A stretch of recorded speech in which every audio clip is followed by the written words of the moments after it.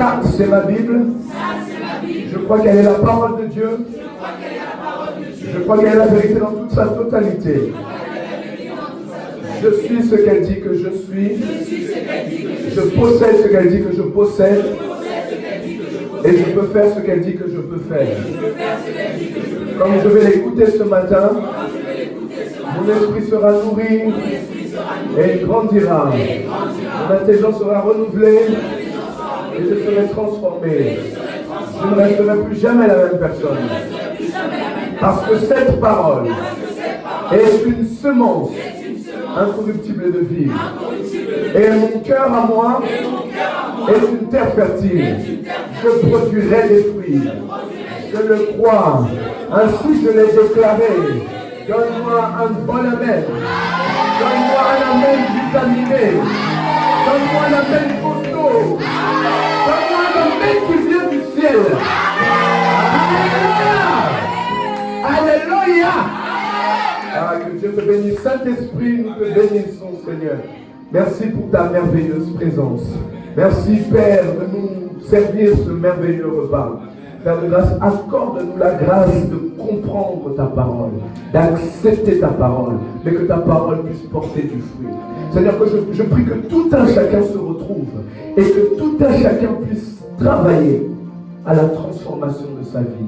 Au nom de Jésus, nous avons ainsi prié. Amen. Amen. Que Dieu vous bénisse. Vous pouvez prendre place. Amen. Bon, il y a un peu des changements à l'église, c'est pour ça qu'on n'est pas on n'est pas très fort là. Est-ce que vous nous excusez? Vous nous excusez? Oui. Je sais que les sons des micros, c'est un peu le bazar. Alors, nous parlons depuis 2 semaines sur la réalité ou la vérité. Alléluia. On a pu définir ça depuis longtemps. La réalité ou la vérité. Et on a expliqué que la réalité, c'est ce qu'on vit, mais ce n'est pas forcément la vérité. Alléluia. Non? Oh, je suis tout seul. Alors, la réalité, c'est ce qu'on vit, mais ce n'est pas forcément la vérité. On a expliqué que l'histoire de David, David a été un roi. Alléluia. Mais sa réalité n'était pas ça. Il a été roi, mais sa réalité n'était pas ça. On a vu la réalité de Job. Job est un homme qui a vécu, comment expliquer, il est un homme qui marchait d'une manière, il était pieux, il craignait le Seigneur. La Bible dit que Job était intègre. Alléluia. Job était intègre et sa manière de servir Dieu et d'être devant Dieu, Dieu a aimé cela. Et lorsque le diable arrive devant Dieu, il voit que Dieu témoigne de Job. Le diable dit quoi? Il dit, mais il faut lui enlever ce que tu lui as donné et tu verras. Alléluia. Mais tu vas voir, la réalité de Job, c'était que il souffrait et il avait tout perdu. Mais la vérité de Job, c'est que Dieu avait témoigné de lui. Alléluia. On se souvient de l'histoire de Daniel qui a prié, mais la Bible dit que pendant 21 jours, l'ange qui devait amener l'exaucement de Daniel a été retenu quelque part. Et la réalité de Daniel, c'est qu'il ne voyait pas l'exaucement de sa prière. Mais la vérité, c'est que Dieu l'avait déjà exaucé. Ah, je sais qu'une personne ici, Dieu l'a déjà exaucé. Si ce n'est pas toi, c'est ton voisin. Que ton voisin reçoive cela au nom de Jésus. Ok, alors là, je vais donner quelques attitudes à avoir, pour changer ta réalité en vérité. Dis à ton voisin, des attitudes à avoir pour changer la réalité en vérité. Sinon, on peut dire quelques cas pratiques, bien aimés. Parce que quand on lit la Bible, on voit certaines choses. Quand on regarde nos yeux, on voit autre chose. Quand nous fermons nos yeux dans nos songes, Dieu nous dit une certaine chose. Quand on voit les réalités que nous vivons, c'est autre chose. Lorsque on a des prophètes, des serviteurs de Dieu, des frères et des sœurs qui viennent nous parler, ils nous parlent de certaines choses. Mais lorsque nous regardons notre réalité, c'est autre chose. J'en ai marre que ma réalité ne soit pas ma vérité. Je veux que ma réalité soit la même chose que la vérité. je ne sais pas pour toi, mais pour moi, j'en ai marre. Dis à ton voisin, le prophète en a marre. Dis-lui, et toi, est-ce que tu en as marre? Alléluia. Ok.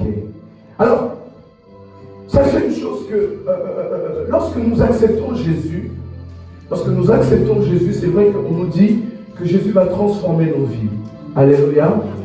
Et la transformation est un processus. Il y a des premières étapes qui fait, on voit notre vie a changé. Si avant nous allions dans les boîtes de nuit, on n'y va plus. Si avant nous étions des impudiques, nous ne le sommes plus. Tout ce genre de choses, ces choses-là, Dieu les a changées. Mais il en reste encore beaucoup.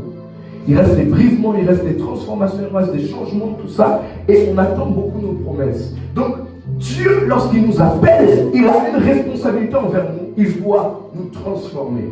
Il doit changer nos vies. Alléluia. Pierre dit à Jésus, nous qui te suivons, quelle est notre part? Qu'est-ce qu'on gagne à te suivre? Venez à manger ici, ça fait trop de bruit. Alléluia. Ok. On va prendre Jacques 1, verset 2. La première attitude, bien-aimé, c'est face aux épreuves. La première attitude. Merci. Jacques 1, au verset 2, je lis la parole au nom de Jésus. Mes frères et sœurs, considérez comme un sujet de joie complète les diverses épreuves que vous avez. Alléluia. La Bible dit, dans d'autres versions, il dit, quand vous passez par toutes sortes d'épreuves, considérez-vous comme heureux. La première attitude à avoir, c'est lorsque tu n'arrives pas à voir une solution pour quelque chose que Dieu peut trouver la solution, tu dois être heureux. Lorsque tu es calomnié, lorsque tu es rejeté, lorsque tu es persécuté, tu dois être heureux. Lorsque tu cherches du travail, tu ne trouves pas, tu dois être heureux. La Bible dit, considérez-vous, lorsque vous passez des épreuves, comme des personnes heureuses. Tu es avec moi? Amen. Dis à ton voisin, considère les épreuves que tu passes comme une bonne chose. Et le problème des chrétiens, c'est qu'ils n'aiment pas ça. Personne n'aime ça. Personne n'aime être giflé. Personne n'aime être combattu. Ta réaction face à ton combat montre la foi que tu as envers Dieu. Les réactions que tu as face à n'importe quel combat, face à n'importe quelle adversité, montrent la foi que tu as en Dieu.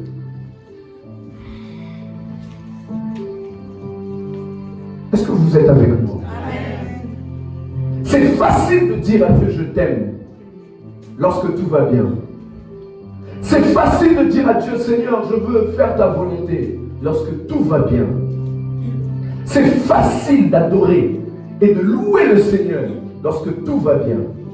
Mais je veux poser la question, lorsque ça ne va pas, où est ta foi? Où est ton sourire? Où est ta joie de vivre? Nous voulons voir cela. La même joie que tu as lorsque tout va bien, nous voulons la retrouver lorsque tout va mal. Et en réalité, tu n'es pas en train de témoigner que ça va. Tu es en train de témoigner que ça va, même si ça ne va pas. Amen. La Bible dit, considérez-vous comme heureux lorsque vous passez des moments difficiles. Dis à ton voisin, est-ce que tu es heureux? Est-ce qu'il y a quelqu'un qui passe des moments difficiles ici? Vous n'êtes que 3. Eh bien, gloire à Dieu, dans cette église, il n'y en a pas beaucoup. Est-ce qu'il y a quelqu'un qui passe des moments difficiles?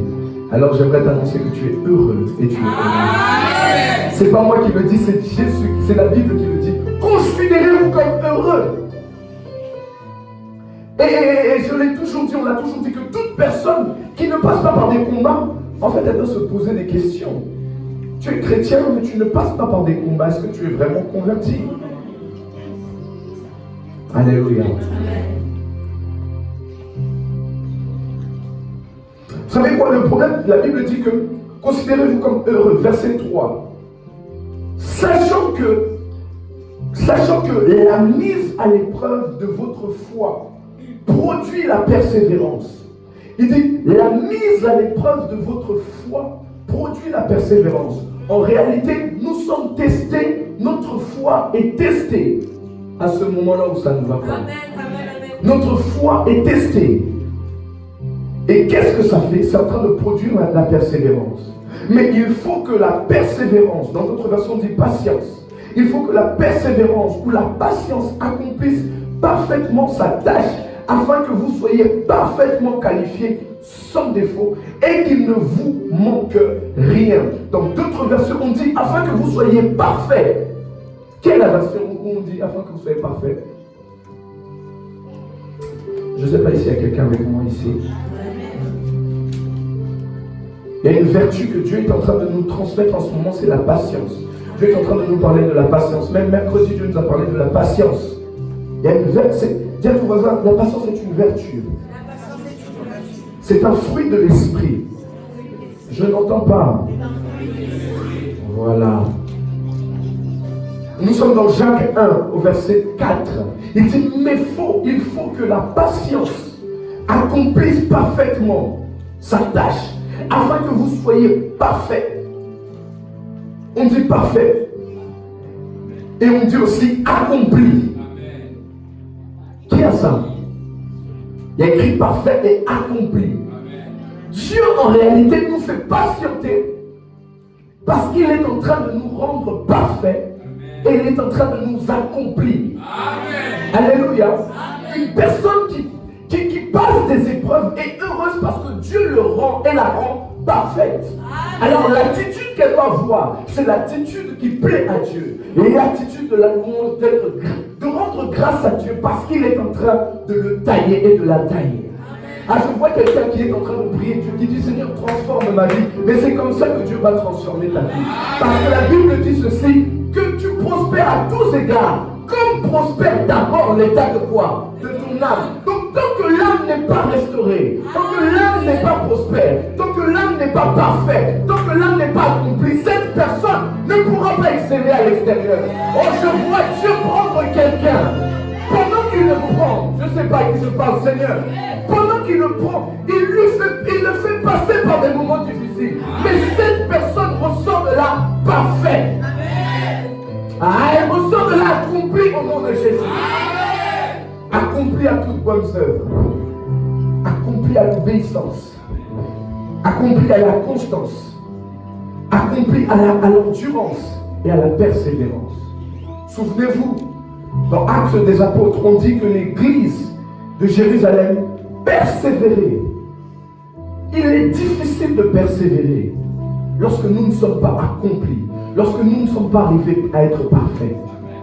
Vous allez voir qu'il y aura toujours l'esprit d'abandon ou de lâcher prise. Il y aura toujours cette voix-là qui va te dire, mais finalement, laisse tomber. Et tant qu'il y a cette voix qui te dit, laisse tomber, tu n'es pas encore arrivé. Alléluia. Parce que la patience produit la constance, produit l'endurance, produit la persévérance. Fais de toi un homme parfait. Fais de toi un homme nouveau, un homme taillé. Alléluia.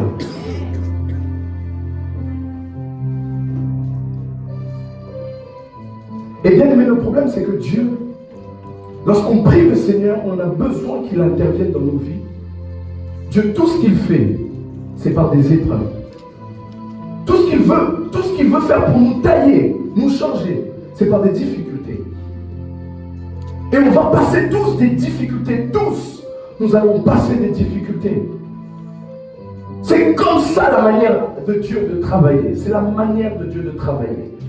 Paul dit que je porte des cicatrices dans mon corps. Parce que ces cicatrices-là sont la marque de Christ. Souvenez-vous, Jésus dit que l'élève n'est pas plus grand que son maître. Si moi j'ai été persécuté, vous le serez. Si moi j'ai été insulté de Belzébul, vous le serez également. Alléluia. Dis à ton voisin, l'épreuve que je suis en train de passer, Dieu est en train de me rendre parfait. Parfois c'est un langage que Dieu veut. Parce que quand tu t'énerves, tu parles trop vite. Donc du coup, Dieu te fait patienter. Parce que ton langage, il n'a pas encore changé. Est-ce que tu comprends? Parce que parfois c'est l'apitoiement de soi. Tu es toujours, ah mais moi ma vie vraiment, ma vie elle pourrait être mieux, Seigneur, si j'étais comme cette fille sur Instagram, si j'étais vraiment comme celui-là, vraiment ma vie elle pourrait être mieux. Et Dieu va créer en toi de la patience. Il va te laisser dans la douleur pour pouvoir transformer ta vie. Quelqu'un peut me prendre, Dimitri, prends-moi Hébreux 5, 7 à 8, s'il te plaît. Hébreux 5. Hébreux 5, au verset 7, je lis la parole. C'est lui qui, dans les jours de sa chair, ayant présenté... Écoute ça, la Bible dit que c'est lui, nous parlons de Jésus-Christ, que dans les jours de sa chair, ça veut dire qu'il était un moment avant, dirigé par quoi? La Bible dit que c'est lui dans les jours de sa chair. Ouais. Ayant présenté avec de grands cris et avec larmes des prières et des supplications. Il part devant Dieu prier avec des larmes et des cris. Il va jeûner devant le Seigneur parce qu'il est dans les jours de sa chair. Afin que quoi? Et des supplications à celui qui pouvait le sauver de la mort, ayant été exaucé à cause de sa piété. Écoute, après tu liras l'après. La Bible dit ceci, je l'explique dans notre langage à nous. Jésus-Christ prie Dieu. Alléluia. Vous êtes avec moi? Jésus-Christ prie Dieu pendant ces moments de la chair, afin que Dieu le délivre, le sauve de la mort. Pourquoi? Parce que l'âme qui va suivre la chair, qui va obéir à la chair, cette âme-là mourra. Jésus-Christ pria le Seigneur. Il prie avec des grands cris. La Bible dit ceci, qu'il a été exaucé. Et après, a appris bien qu'il fut fils, l'obéissance par les choses qu'il a souffertes. Bien qu'il fût fils de Dieu, il a appris l'obéissance par les choses qu'il a souffert. C'est par la souffrance que Jésus a appris à obéir. Si tu es en train de souffrir aujourd'hui, peut-être que Dieu est en train de t'apprendre à obéir. Ah, je ne sais pas à qui je parle. L'obéissance, c'est ça, est un processus. Dieu est en train de te tailler et de t'apprendre à obéir. Parce qu'avant, tu obéissais qu'à la voix de la chair. Mais tu dois obéir maintenant à la voix de l'esprit. Qu'est-ce qui se passe? La chair aime ce qui est confortable, aime ce qui est habituel. L'âme a l'habitude d'écouter la chair. Lorsqu'on te critique, tu t'énerves. Lorsqu'on te dit quelque chose qui ne te plaît pas, tu fais quoi? Tu boudes. Même t'as 20, je ne sais pas combien. On te dit quelque chose qui ne te plaît pas, tu boudes. On te dit un mot de travers, tu boudes. On te regarde mal, tu fais quoi? Tu boudes. On t'a pas dit bonjour, tu fais quoi? Malgré ton âge. Dis à ton voisin, malgré ton âge. Ça c'est quand on était au collège. Hein. Maintenant on travaille, etc. On te dit quelque chose qui ne te plaît pas, tu fais quoi? Et l'âme a l'habitude de se réfugier dans la chair. L'âme a l'habitude d'aller vers la chair. Alléluia. Mais là, Dieu veut enlever cette situation. Dieu veut que l'âme maintenant aille vers l'esprit. Alors qu'est-ce qu'il va faire? Il te fait passer par des épreuves. La Bible dit que Jésus, dans les jours de sa chair, crièrent à l'Éternel. Et Dieu l'exauça. Et par ce qu'il a souffert, il a appris quoi? L'obéissance. Donc pendant que tu es en train de souffrir, tu es en train d'apprendre à obéir à Dieu. Sache que tu ressortiras de là avec persévérant, parfait, mais également obéissant. Je prie que tu ressortes de ces épreuves obéissant à l'Éternel. Oui, parfois on ne sait pas comment obéir à Dieu. Seigneur, apprends-moi à t'obéir, mais tu es en train de souffrir. Cette souffrance-là témoigne que Dieu est en train de changer les choses et te fait devenir quelqu'un qui obéit. Est-ce qu'il y a quelqu'un qui souffre? Tu souffres pour la bonne cause. Si tu souffres pour la bonne cause. Paul sert le Seigneur. Paul prie pour des malades. Les malades guérissent. Mais Paul lui-même est malade. Il dit à Dieu, Seigneur, s'il est possible que tu m'enlèves ça. Dieu lui dit quoi? Dieu lui dit quoi? Ma grâce te suffit. C'est un brisement pour lui. Et lui-même, Paul le témoigne, il dit que Dieu l'a fait parce qu'il ne veut pas que je prenne l'orgueil. Alléluia. Peut-être qu'il y a une chose que tu n'aimes pas et qui est comme un complexe, qui est comme un brisement pour toi. Ça te rend humble. Garde-le. Dis à ton voisin, garde-le. Il y a quelque chose que tu n'aimes pas. Dieu te le fait garder afin que tu sois humble. Je sais que quelqu'un se retrouve dans cette parole.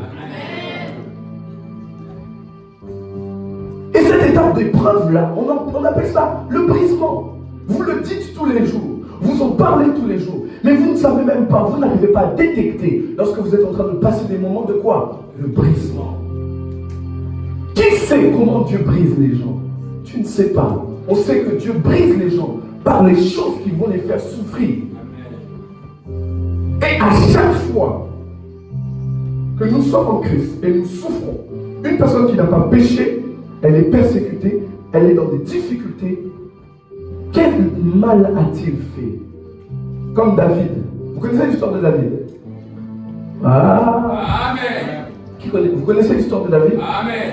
David, né, grandi, le petit frère de la famille. C'est comme si on prend un petit, comme Marc Aurèle, c'est le dernier de la famille, hein, Marc Aurèle. Tu prends Marc Aurèle, tu dis Marc Aurèle va faire le travail le plus difficile.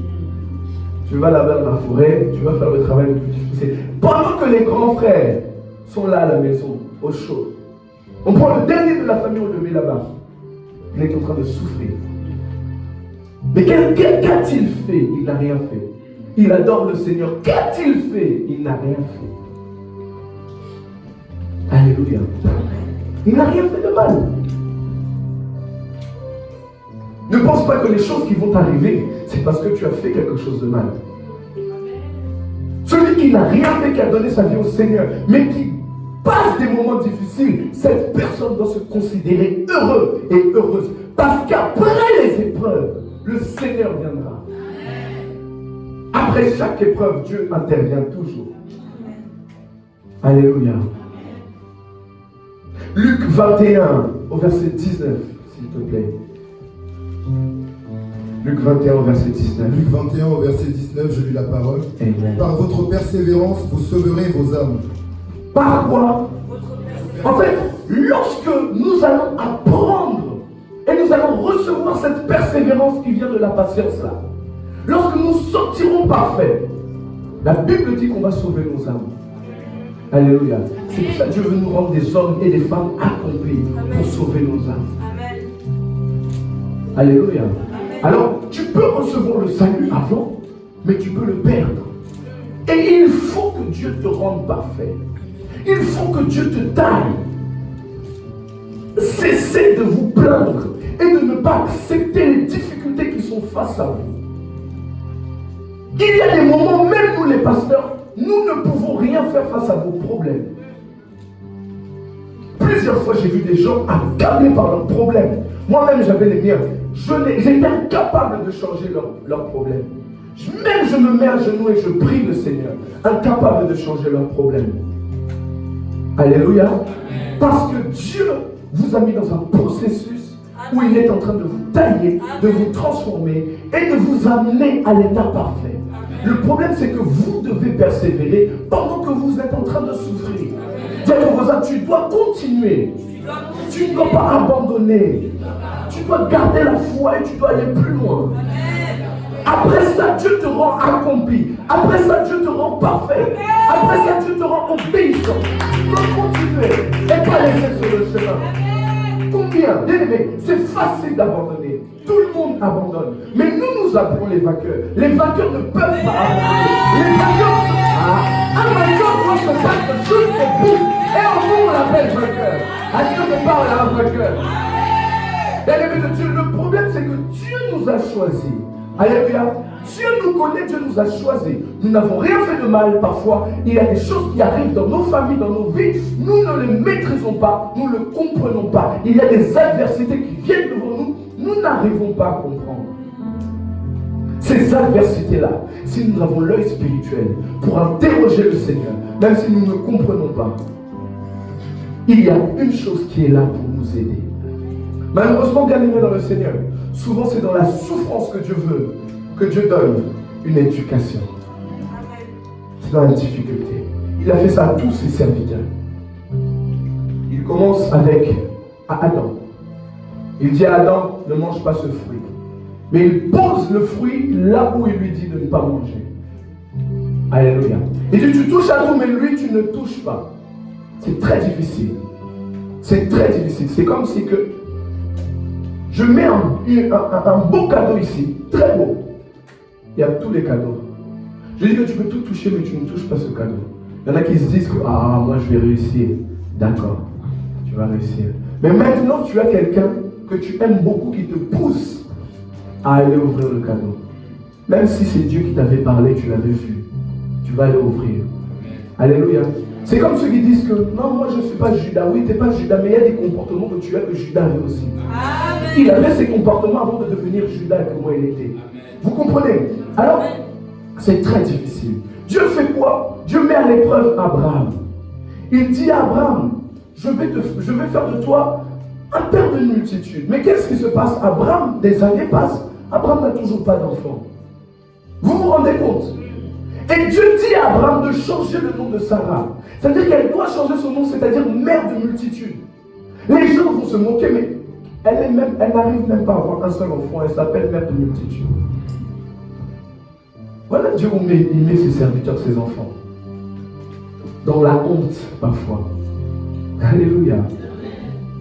Et après ça, Dieu donne Isaac à Abraham. Mais après lui avoir donné, il dit, donne-moi Abraham, donne-moi Isaac. Vous vous rendez compte? Je ne sais pas qui pourrait faire ça. Il ne le fait pas seulement à Abraham, il le fait à Osée. Vous savez ce qu'il demande à Osée? Il lui dit à un prophète, Osée est un prophète, il dit, marie-toi à cette prostituée-là. Tu vas te marier à cette prostituée et tu vas prêcher la parole de Dieu. Ah, vous vous rendez compte? Un pasteur marié à une prostituée, et tout le monde sait que c'est une prostituée, mais après il doit prêcher la parole de Dieu. Il y a un prophète, Dieu tue sa femme. Il dit, si tu pleures, ça va être compliqué pour toi. Tu ne dois pas verser une seule larme. Cette étape-là était que Dieu était en train de le tailler et de le rendre parfait. Vous êtes avec moi? Amen. Dis avec moi, les choses que Dieu nous demande, là où Dieu nous fait passer, c'est pas toujours facile.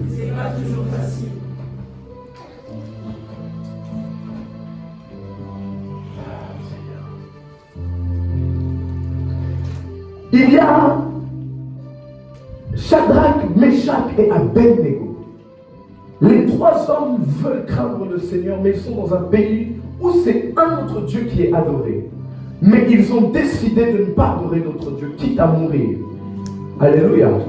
Qu'est-ce qui se passe? On les voit en train de se prosterner devant le Seigneur, alors on les amène. On leur dit, écoutez, vous, tel que vous êtes là, comme vous ne voulez pas vous prosterner devant notre Dieu, vous allez aller dans la fournaise. Mettez-vous dans cette situation. Il y a le feu devant toi. Le feu est là. On te dit, change de Dieu. Ils ont dit, on va quand même aller devant l'Éternel. Notre Dieu va nous sauver de là, va nous faire sortir de là. Alléluia. Ils vont dans le feu. C'est une épreuve difficile. Mais après tout, le pays va adorer leur Dieu. Dis à ton voisin, les grands combats sont de grandes destinées. Une personne qui a peu de combats et pas trop difficile n'aura pas la même destinée que celui-là qui souffre durement. Alléluia. Amen. Mais parfois il y a des choses que toi tu as facilement, mais d'autres l'ont très difficilement. C'est à cause de la peine qu'il y a en eux.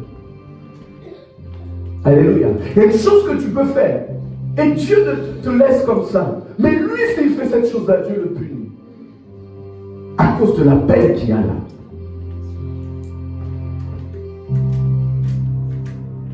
Lorsque, avant d'être pasteur, Dieu m'avait dit, voilà, tu vas travailler un temps, tu vas travailler tout ça.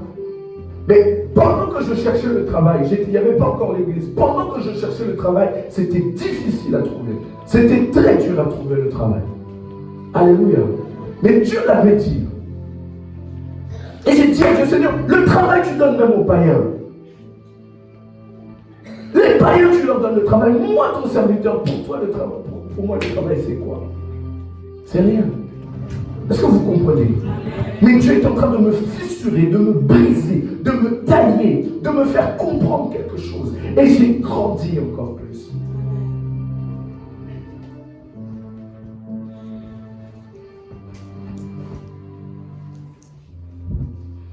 Dis à ton voisin, l'œuvre de la patience est un caractère à toute épreuve. Qui ici peut passer toute épreuve? Lève la main. Vous pouvez passer toute épreuve. Vous êtes vraiment fort. C'est-à-dire Dieu vous a déjà bien cassé, tout bien taillé.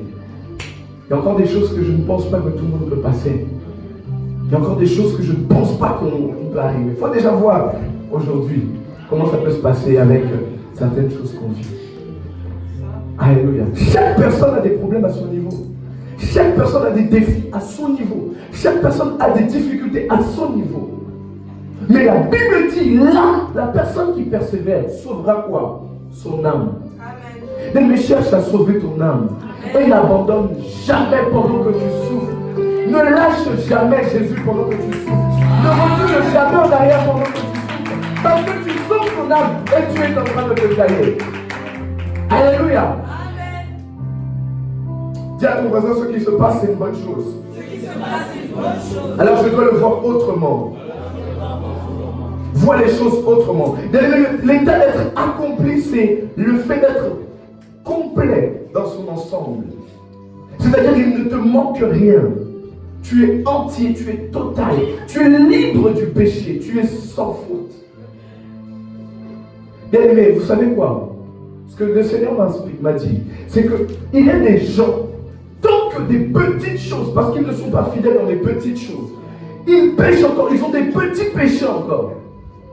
Ils vont toujours passer des moments de douleur. Parce que Dieu veut enlever ce péché et veut donner sa nature. Alors ça va être difficile. Ça va être un combat. Et vous savez quoi? Plus tu restes dans le péché plusieurs années, plus tu vas rester dans des combats plusieurs années avec Dieu. C'est exactement ce qui s'est passé avec Job. Job, toute la nuit, a lutté avec Dieu. Jacob ne comprenait pas sa vie. Il ne vivait pas la vie qu'il devait vivre. Pourquoi? Parce qu'il refusait d'abandonner. Alléluia. Écoutez-moi, si tu veux suivre Jésus, le problème c'est que tu le suis. Malgré que tu viens à l'église, tu le suis. Si tu veux suivre Jésus, tu dois lui céder ce qu'il te demande. Tant que tu ne lui cèdes pas, tu n'arriveras pas à l'état parfait. Et tant que tu n'arrives pas à l'état d'être parfait, tu vas toujours souffrir. Tant que tu n'arrives pas à l'état d'être accompli, tu vas toujours souffrir. Dis à Dieu, Seigneur, je te donne tout. Seigneur, je te donne tout. Apprends-moi l'obéissance. Apprends-moi l'obéissance. Dans la souffrance. Dans la souffrance. Qui aime souffrir? Ah, dis j'aime souffrir, dis. La Bible dit que celui qui souffre est heureux. Qu'est-ce qu'il y a? Amen. Ah, Seigneur Jésus. Pourquoi les gens n'aiment pas souffrir? Matthieu 5 au verset 48. Seigneur, pourquoi les gens n'aiment pas souffrir? Ils veulent tout facile, tout. Matthieu 5 au verset 48, je lis la parole. Soyez donc parfaits comme votre Père Céleste est parfait.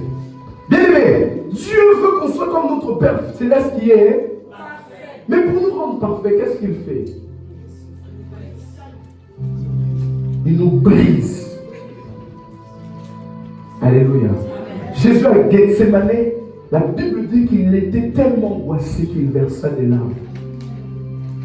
Parce qu'il savait, il avait déjà souffert pour apprendre l'obéissance, mais là il va encore souffrir. Mais pendant que tu es dans cette étape-là, tu es en train de souffrir, accepte-le et rends grâce au Seigneur. Parce que Dieu est en train de te transformer. Tu vas être quelqu'un d'autre. Et je vous témoigne la vérité que je n'ai jamais été meilleur prieur que pendant que je pleurais, pendant que je souffrais. Je n'ai jamais été meilleur prieur. Pendant que rien n'allait, je n'ai jamais été aussi bon. Pendant que ça ne va pas. Même que je pleure et je dis non, c'est pas ma vie ça. Je n'ai jamais été meilleur. Je ne sais pas pour toi, mais je n'ai jamais été meilleur. Parce que tu as la colère par rapport à ta situation. Alléluia. Justement, la deuxième attitude à avoir, c'est de se mettre en colère face à la situation que tu as, pas face à Dieu. Les gens se mettent en colère face à Dieu. Les gens se mettent en colère face aux chrétiens. Or, ils doivent être en colère face à la situation. C'est ce que Dieu veut. Que tu sois en colère face à la situation. Dis à ton voisin, mets-toi en colère. Mets-toi en colère. Alléluia. Vous savez quoi? Je vais vous expliquer une chose que souvent on n'a pas compris. Dieu utilise des hommes pour nous briser, pour nous tailler. Dieu utilise des hommes pour nous piquer Alléluia. Parfois, ces hommes-là, c'est difficile. Mais Dieu les utilise pour nous apprendre l'obéissance. Et nous, là, on veut à eux. Nous, c'est à eux qu'on persécute. Alléluia. J'ai posé mon mouchoir sur la table. Charlotte est venue prendre mon mouchoir. Seigneur, qui est passé par là? J'ai posé mon mouchoir et il y a quelqu'un qui est passé le prendre. Dieu a fait exprès parce qu'il sait que je n'aime pas qu'on touche à mes affaires. Est-ce que tu vois de quoi je parle? Je dis, qui a touché mes affaires? Et si je ne comprends pas, et je ne suis pas connecté, vous savez, à ce moment on n'est pas connecté, c'est autre chose qui se connecte à nous. Et là tu t'en prends à la personne. Or cette personne a été utilisée par Dieu justement parce que Dieu veut t'amener à l'état d'être parfait comme le Père Céleste. Alléluia. Mais pendant que ça ne va pas, pendant que tu es calomnié, les gens t'accusent des choses que tu ne connais pas. Pendant que tu es combattu, innocent que tu es, bien-aimé, ne t'énerve pas contre les gens. Mais attaque cette situation, cet esprit qui est derrière. Parce que le truc, c'est que Dieu a permis à Satan d'attaquer Job, n'est-ce pas? C'est Dieu qui permet au diable de venir te persécuter, justement pour te rendre meilleur. Mais après cela, tu sortiras meilleur. Après cette situation, tu sortiras quelqu'un d'autre. C'est-à-dire que si ce problème arrive là, ça ne te fera plus rien parce que tu es passé à un autre type. Alléluia. Dis à ton voisin, mets-toi en colère. La Bible dit que le royaume des cieux est forcé. C'est qui s'empare de cela? C'est les violents. C'est les gens qui n'acceptent pas que le diable ait un mot à dire dans leur situation. C'est le genre de personnes qui n'acceptent pas que le diable puisse toucher même un membre de leur famille. C'est les gens qui n'acceptent plus qu'il y ait des malades autour d'eux. Lorsque tu vois des malades autour de toi, énerve-toi contre cette situation. Bon, ok, t'as pas dit amen parce qu'on n'a pas parlé de toi. Bon, quand tu vois que toi tu es malade, non, parce qu'il y a des gens qui disent pas amen parce qu'ils voulaient, ils sont égoïstes. Amen. Alléluia. Amen.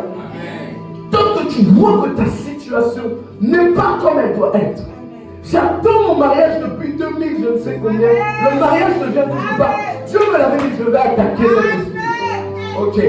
Je vois une maladie qui est là, qui vit en moi, alors que Dieu n'a pas permis cela. Je vais attaquer cela au nom de Jésus. Je vois la pauvreté dans ma vie, alors que Dieu m'a parlé de richesse. Je ne peux pas persévérer comme ça. Je vais attaquer cet esprit. Mets-toi en colère contre cet esprit. Ah, je veux parler à des violents qui vont me parler du royaume des cieux, qui vont changer les situations. Alléluia.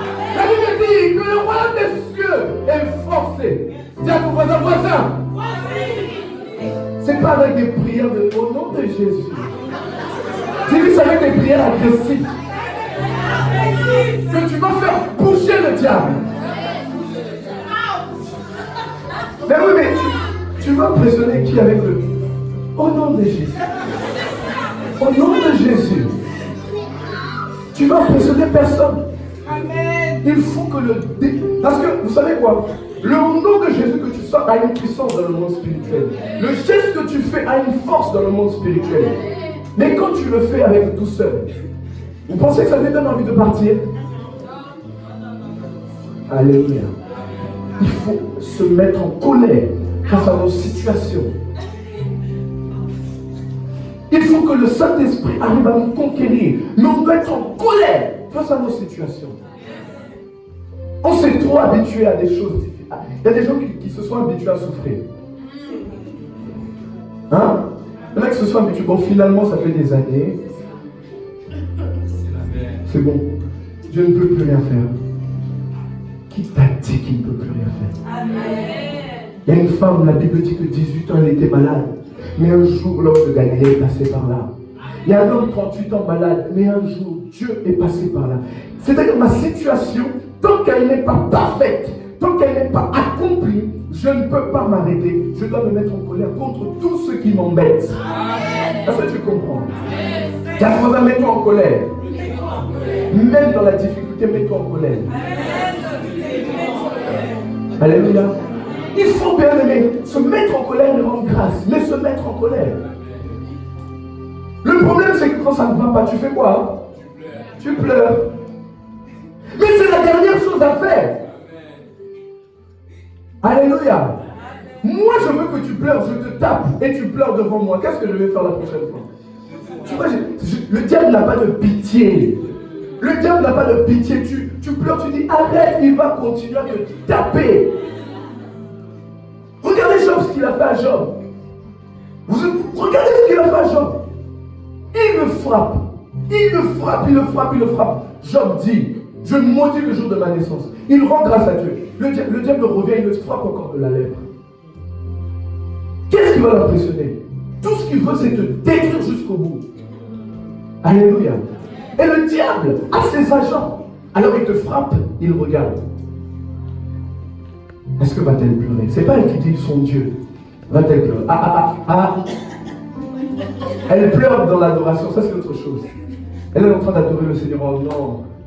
Pourquoi elle adore le Seigneur? C'est pas le moment. Qu'est-ce qu'il fait? Il va chercher. Là où il y a une porte ouverte. Il rentre encore, il vient. Elle pleure, elle pleure, elle pleure. Et là tu dis, pourquoi ma vie toujours comme ça? Voilà. J'ai compris maintenant comment faire. Il va rentrer par la même porte. Alléluia. Mais comprenez les stratégies du diable. Mets-toi en colère contre ça. Je sais qu'il va m'attaquer par là parce qu'il m'attaque toujours par là. Nous connaissons nos points faibles. Nous savons par où nous pouvons être touchés. Nous savons par qui nous pouvons être touchés. Nous savons par qui le diable arrive à nous déstabiliser. Alors comme on le sait bien, prenons du recul et de la sagesse.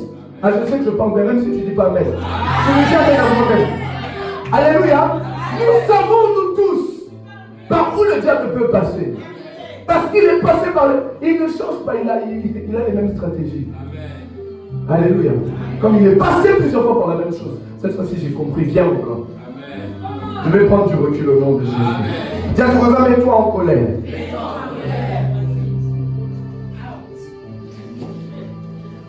Cette situation ne restera jamais la même.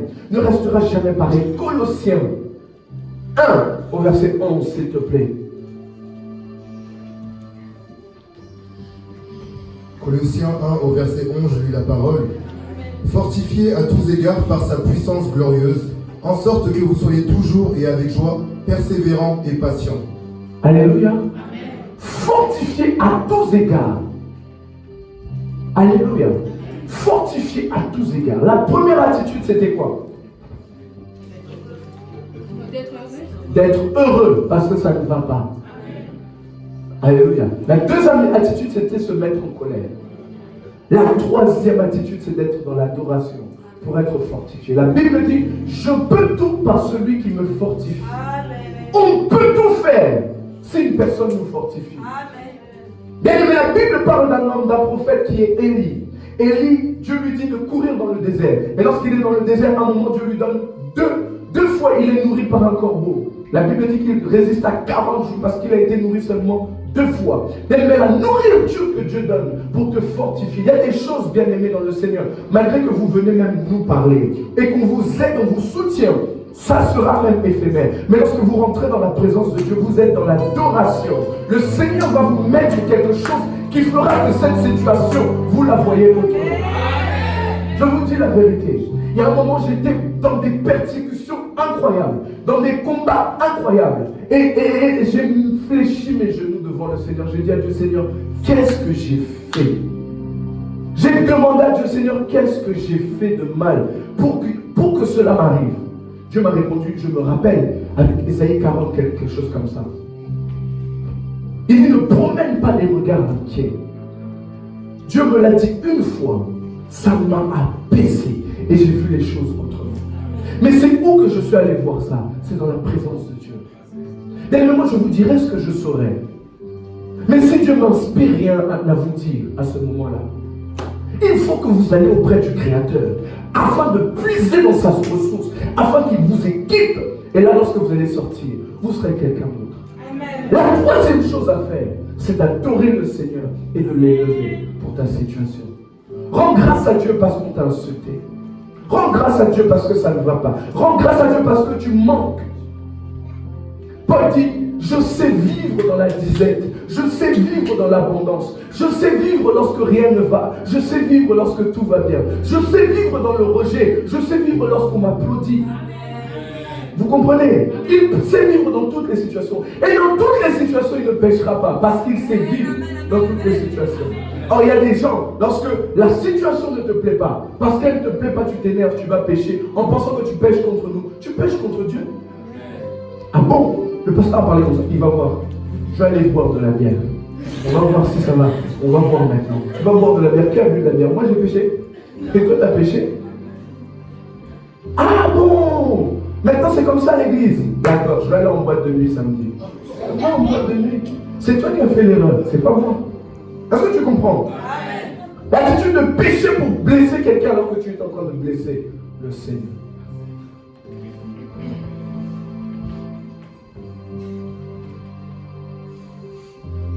Dis à ton voisin, adore Dieu. Lorsque tout va mal, dis merci Seigneur parce que tout va mal. Le diable va dire, il a compris la vérité. Ah ouais? Pendant que ça ne va pas, pendant que je suis en train de souffrir, je dis Seigneur merci. Merci parce que je ne comprends pas ma situation. Merci parce que ça ne va pas. Ça ne va pas, j'ai des dettes. Tout autour de moi, rien ne va. Je te rends grâce parce que c'est toi qui es en train de me donner un caractère. Est-ce que vous comprenez? J'aimerais qu'après ma prédication, que lorsque tu verras ta situation, tu puisses appliquer ce qu'on te donne. Si tu pleures, le diable va continuer à te menacer. La Bible dit ceci, que Jésus a écrasé la tête du serpent. Et il dit, je vous ai donné le pouvoir de marcher. Alléluia. On a le pouvoir de marcher sur eux. Mais le diable ne menace que celui qu'il voit. Je peux lui faire peur. Mais une personne qui a la connaissance de Dieu, qui a l'excellence de la connaissance de Christ et de sa parole, sait que le diable n'a aucun pouvoir face à lui. Parce que Jésus l'a déjà vaincu à la croix. Alors pendant qu'il va faire ses grimaces, moi aussi je vais lui montrer les choses. Il y a des hommes de Dieu qui ont dit, le diable m'a apparu, je lui ai dit, qu'est-ce que tu veux? Le diable lui apparaît et dit, tu veux quoi? Ridiculiser, il est reparti. Et toi si tu vois le diable, le numéro du prophète. Parce que je ne l'ai jamais appelé, mais là. Le temps qu'on intervienne, le temps qu'on appelle les intercesseurs, je ne sais pas le temps. Peut-être que tu auras déjà fracassé. Pourquoi? Parce que tu lui as montré que tu avais peur de lui. Alléluia. Est-ce que je parle bien? Acclame le Seigneur. Bien-aimés, nous sommes fortifiés. Je veux qu'on ait cette dépendance, pas aux hommes de Dieu, pas aux pasteurs, mais qu'on ait cette dépendance à Dieu. Allons vers Dieu. Expliquons à Dieu quand ça ne va pas. Adorons-le dans nos situations. Allons à genoux, disons à Dieu, Seigneur, cette situation, elle est pour ta gloire. Comme la maladie de Lazare, cette situation ne fera jamais que je meure. Mais après cette situation, je pourrai chanter tes louanges. C'est comme ça un homme de foi, une femme de foi. Amen. Alléluia. Une personne mature voit ses problèmes et ses situations et arrive à s'en sortir. Amen. Ce matin, Dieu veut parler à des gens qui passent par des difficultés, mais qui ne savent pas comment s'en sortir. Adore le Seigneur. Adore le Seigneur. Combien de temps faut adorer le Seigneur? On ne sait pas. Il faut l'adorer. Combien de temps faut être heureux alors que ça ne va pas? On ne sait pas, mais il faut continuer. Combien de temps faut être dans la colère et dans la rage face à cette situation? On ne sait pas. Mais le truc, c'est que Dieu a dit, celui qui persévère sauve son âme. Je prie que l'esprit de la persévérance qui vient de Jésus-Christ descende sur toi. La Bible dit ceci, que Jésus a appris l'obéissance par les choses qu'il a souffert. C'est par la souffrance que Jésus a appris à obéir à Dieu. C'est par la souffrance que Jésus a appris à obéir à Dieu. C'est dans la souffrance qu'Abraham a appris l'adoration. Ah, je vois des véritables adorateurs sortir après leurs épreuves. Parce qu'ils savent maintenant comment on adore le Seigneur. Ils savent maintenant comment on prie. Ils savent maintenant comment être dans la foi. Il n'y a aucun adversaire qui est devant le Seigneur. Il n'y a aucune montagne qui peut se tenir devant le Seigneur. Zorobabel dit, qui est une grande montagne devant l'Éternel? Il n'y a rien, aucune situation qui est au-dessus du Seigneur. Alors ma situation va changer parce que Dieu est plus grand que ma situation. Alléluia. Mais même les promesses, qu'est-ce que Dieu dit? Lorsque cette prophétie tardera, attends-la. Quand il parle d'attendre, il parle de patienter. Il parle de persévérer. Il parle de rester constant dans l'adoration. J'ai des prophéties que j'attends. Je les attends. J'attends. Le Seigneur m'avait dit cette chose. J'attends cela. Alléluia. Je les attends. Bien aimé, quand tu as tout ce que tu voulais, tu ne vas pas aller chercher le Seigneur comme il faut. Mais quand tu n'as pas ce que tu veux, tu as besoin de Dieu. J'ai des prophéties, j'attends. Jacques 5, verset 11, s'il te plaît.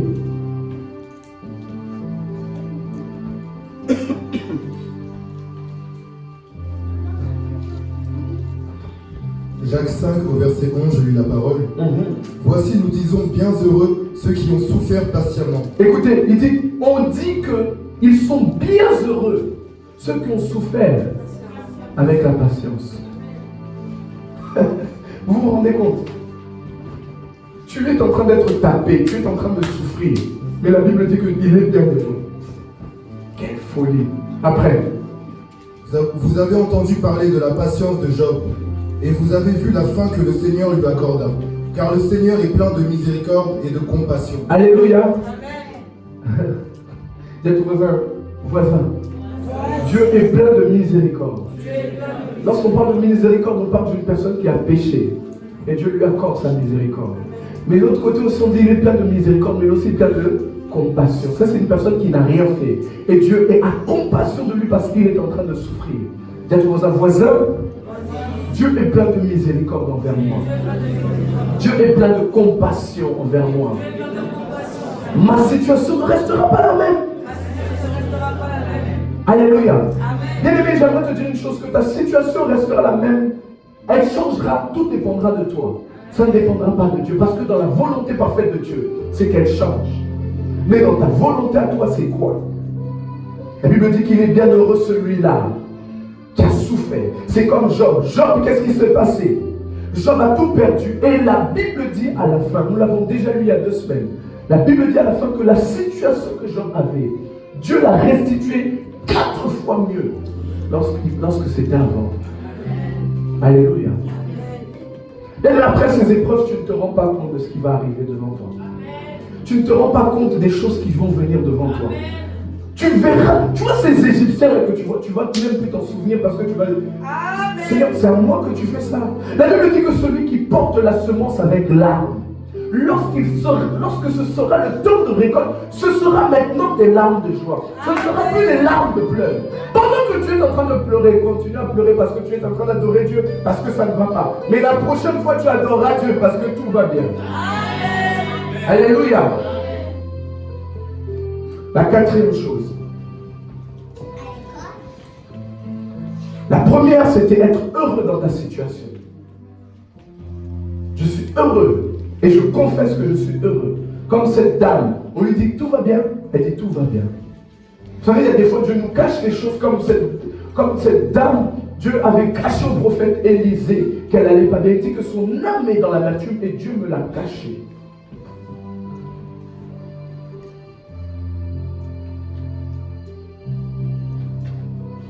La deuxième chose, c'était quoi? La première, c'était heureux. La deuxième, c'était quoi? Se mettre en colère.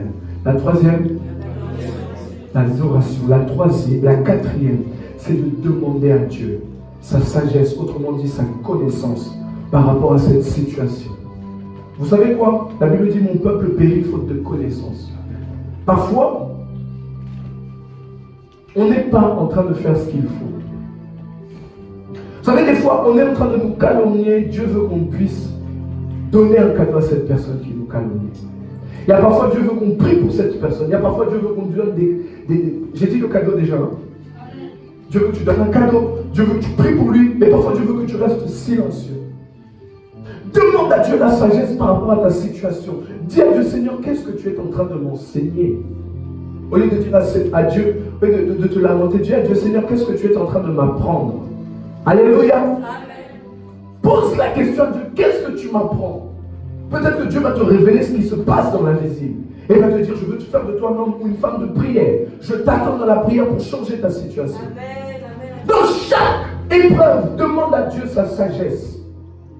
Jacques 1 au verset 5, la Bible dit, si l'un de vous manque de sagesse, qu'il la demande à Dieu, qui donne à tous simplement sans faire de reproche, elle lui sera donnée. Demande à Dieu sa sagesse. Matthieu 7, versets 7 à 12, s'il te plaît. Matthieu 7, au verset 7, je lis la parole. Amen. Demandez et l'on vous donnera. Cherchez et vous trouverez. Frappez et l'on vous ouvrira. Verset 8. Car quiconque demande reçoit, celui qui cherche trouve, et l'on ouvre à celui qui frappe. Lequel de vous donnera une pierre à son fils, s'il lui demande du pain?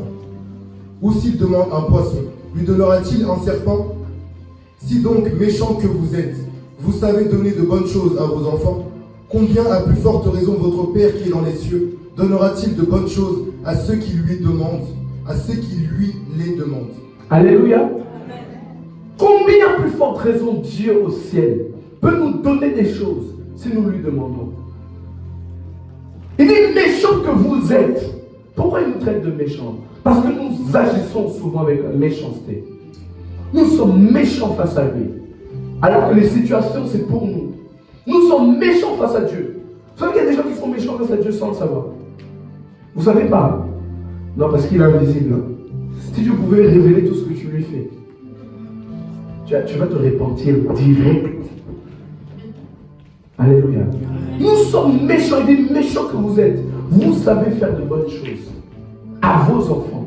À combien plus forte raison le Père Céleste, lorsque vous lui demanderez quelque chose, Dieu va le faire. Mais on a besoin de la sagesse pour obéir dans la situation. On a besoin de la sagesse de Dieu pour obéir lorsque ça ne va pas. Alléluia. On a besoin de la sagesse de Dieu pour garder la persévérance, pour garder la foi. Pendant les tests que nous sommes en train de passer, on a besoin de cette sagesse, on a besoin de cette connaissance. Parce que parfois, le problème c'est que les preuves que nous avons nous amènent à la confusion. Nous sommes confus par rapport à ce qui se passe. On se dit, ben non, c'est pas toujours le diable, c'est peut-être moi, c'est peut-être lui, c'est peut-être ma situation. Vous voulez toujours, on te l'a déjà dit ça, vous, tout esprit, tout, c'est toujours les esprits. C'est peut-être pas les esprits là. On t'a déjà dit ça, on t'a jamais dit ça. On me l'a déjà dit ça. Non mais finalement, c'est lui qui est comme ça. Hein. Toujours les esprits, les esprits, les esprits. Tu vois? Donc, il y a une confusion. Mais il faut que le Saint-Esprit révèle. Et pour cela, il faut demander à Dieu. Lorsqu'une personne demande à Dieu, Seigneur, qu'est-ce que tu veux m'enseigner? Une personne très proche de toi te met un couteau dans le dos. Pose la question à Dieu, Seigneur, qu'est-ce que tu veux m'enseigner? Il y a parfois Dieu l'a fait exprès, Dieu l'a permis, parce que ton cœur était plus attaché à lui qu'à Dieu. Seigneur, dis à ton voisin, Seigneur, qu'est-ce que tu veux m'enseigner? Seigneur, qu'est-ce que tu veux m'enseigner? Il y a parfois des plans que tu as fait, Dieu a tout changé et tu n'as pas compris. Alors la réaction que tu auras, ce sera une mauvaise réaction. Mais il y a un enseignement de Dieu derrière. Qu'est-ce que Dieu veut t'enseigner? Il faut demander, bien-aimé de Dieu, la sagesse de Dieu tout le temps. Dans tout ce que tu ne comprends pas, demande à Dieu sa sagesse. Dans ce que tu n'arrives pas à comprendre, à discerner, demande à Dieu sa sagesse. Par rapport à tes prophéties que tu dois recevoir, demande à Dieu sa sagesse. Les prophéties que tu as reçues que tu ne vois pas, demande à Dieu sa sagesse. Il y a une situation qui résiste, tu sens la persécution, tu sens la résistance face à toi. Demande à Dieu sa sagesse, Dieu va te révéler. La Bible dit que celui qui se confie à Dieu n'est pas honte, n'a pas la honte. Alléluia. Ceux qui se confient en l'éternel, Dieu les sauve. Peut-être on va confie-toi en l'éternel. Quand ça ne va pas dans la famille, ça ne va pas dans la maison, c'est difficile. Et tu pries pour ta famille, mais il n'y a pas de conversion, tu ne comprends pas. Bien aimé, demande à Dieu sa sagesse. Demande à Dieu sa sagesse, Seigneur, qu'est-ce que je dois faire? Comment je dois prier? Qu'est-ce que je dois mettre en place? Mais Seigneur, je ne sais pas. Dis-moi comment m'en sortir. Lorsque c'est au travail que c'est difficile et tu ne comprends pas, ne te plains pas d'abord. Il faut d'abord demander qu'est-ce qui se passe. Dieu va te révéler ce qui se passe. La Bible dit ceci, que Dieu ne fait rien sans avoir révélé à ses serviteurs les prophètes. Mais dans le Nouveau Testament, Dieu révèle à ses amis ce qu'il fait. Dieu révèle à ses amis ce qui est en train de se passer. Et pas seulement les prophètes. Dieu te révélera ce qui est en train de se passer dans ta vie. Dieu te révélera ce qui est en train de se passer dans ta famille, dans ta maison autour de toi. Dieu te le révélera. Je prie au nom de Jésus que ta situation, tu trouves et tu connaisses ta sagesse au nom de Jésus-Christ de Nazareth. Mais dès que nous trouvons la sagesse sur une situation, c'est comme une clé qui vient d'arriver. Et cette clé-là va ouvrir des portes, va faire changer les choses. Alléluia. Lorsque tu es révélé par ce que tu ne savais pas, et maintenant j'ai compris, en fait c'était de ma faute, et tu rectifies, tu verras que ta situation ne sera plus la même. Viens à ton voisin demander la sagesse.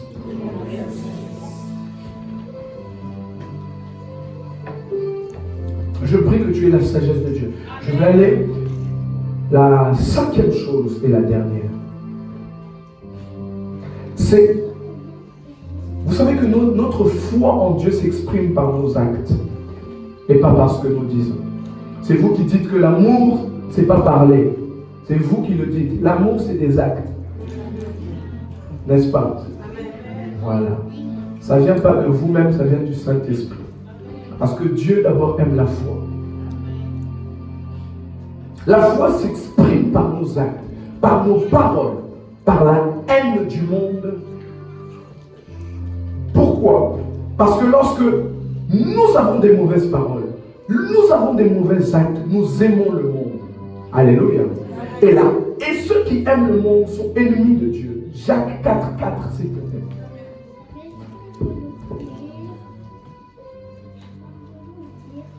Jacques 4, verset 4, je lis la parole. Amen. Adultères que vous êtes, ne savez-vous pas que l'amour du monde est inimitié avec Dieu? C'est ennemi du monde. Alléluia. Ah. Vous aimez le monde? Ah, je pensais que tu allais dire amen avant. Je dis Alléluia. Amen. Voilà, c'est ça que je veux. Il dit quoi? Répète s'il te plaît. Là, tu mets, t'as une autre version. Hommes et femmes adultères, ne savez-vous pas que l'amitié du monde est inimitié contre Dieu? Et inimitié contre Dieu. Pourquoi? Toute parole, tout ce qui se passe dans le monde est en train de combattre Dieu. Vous savez c'est quoi l'œuvre de Satan? L'œuvre de Dieu, c'est ce que nous faisons. Lorsque nous filmons et nous partageons sur Facebook. Alléluia. Lorsque nous sommes en train d'adorer, nous faisons l'œuvre de Dieu. Lorsque tu fais le protocole, tu fais l'œuvre de Dieu. Tu es en train de travailler au salut des âmes. Même celui qui balaie l'église est en train de travailler au salut des qui? Des âmes. Mais dans le monde, ils sont en train de travailler justement à ce que les âmes puissent aller où? En enfer. Et si nous gardons les paroles du monde, si nous gardons les actes et tout ce qui se passe dans le monde, nous sommes ennemis de Dieu. Alors, la 5e chose, c'est de montrer la foi en Dieu avec la haine du monde. Oh. Amen. Non, vous voulez rester un peu?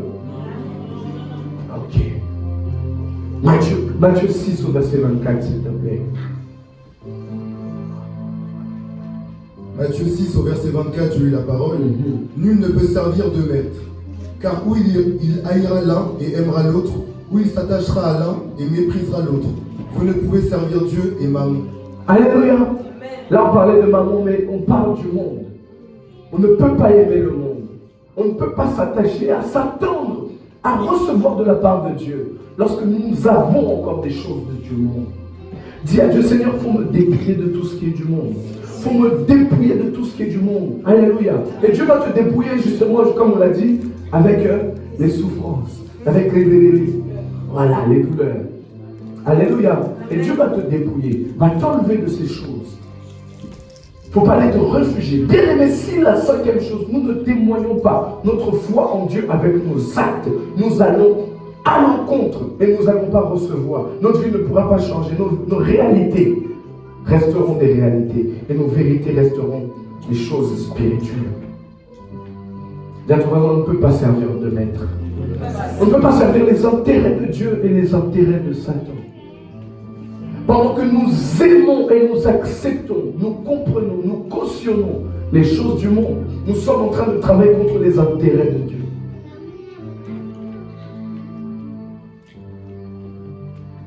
Samedi soir, boîte de nuit, dimanche matin, adoration.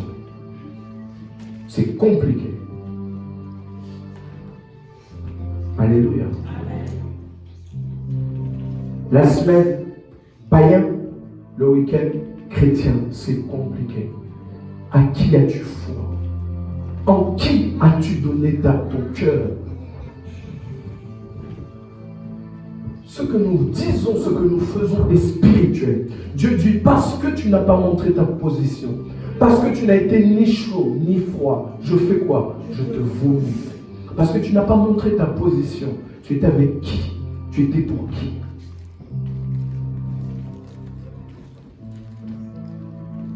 Alors qu'est-ce qu'il faut faire? Couper contact avec tout ce qui vous rapproche du monde. Je l'ai fait, je suis bien, je suis en bonne santé. Alléluia. Je mange, je bois, je dors, je suis très bien.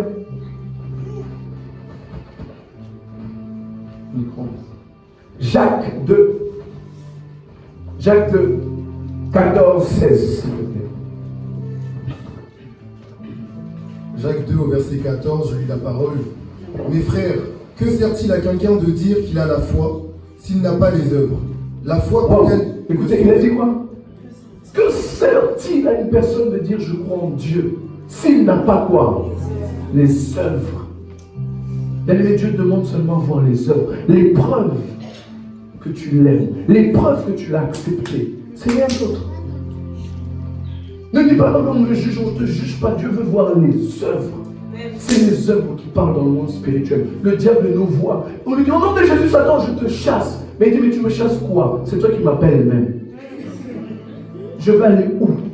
C'est toi qui m'appelles. Alléluia. Et au début, c'est jaune, c'est beau, c'est ah. Mais quand ça ne va plus, là on a besoin des prières, des délivrance. S'il vous plaît, aidez-moi. Alléluia.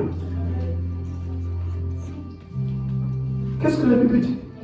Mes frères, que sert-il à quelqu'un de dire qu'il a la foi s'il n'a pas les œuvres? S'il n'a pas les La œuvres. foi peut-elle sauver? Si un frère ou une sœur sont nus et manquent de la nourriture de chaque jour, et que l'un d'entre vous leur dise « Allez en paix, chauffez-vous et vous rassasiez », et que vous ne leur donniez pas ce qui est nécessaire au corps, à quoi cela sert-il? Alléluia. Amen. Mais ce que nous faisons, c'est que nous ne sommes pas des magiciens, comme je disais vendredi. Alléluia. Nous sommes liés, même Dieu n'est pas un magicien. Il fait les choses selon ses principes et sa parole. Il a mis sa parole au-dessus de lui. Lui-même respecte la parole qu'il a mis en place. Nous, ses serviteurs, nous devons respecter et mettre en place sa parole. Ça veut dire que quand tu transgresses une loi, quelque part, et malgré nos prières, nous ne pourrons rien changer. Malgré nos jeûnes et prières, nous ne pourrons pas changer les choses. Alléluia. Il faut que nous nous alignions à la parole de Dieu.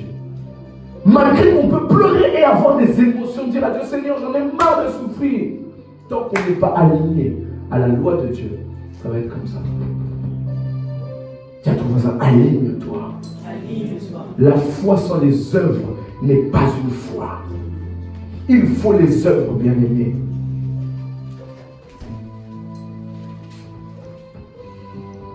Matthieu 7, au verset 21.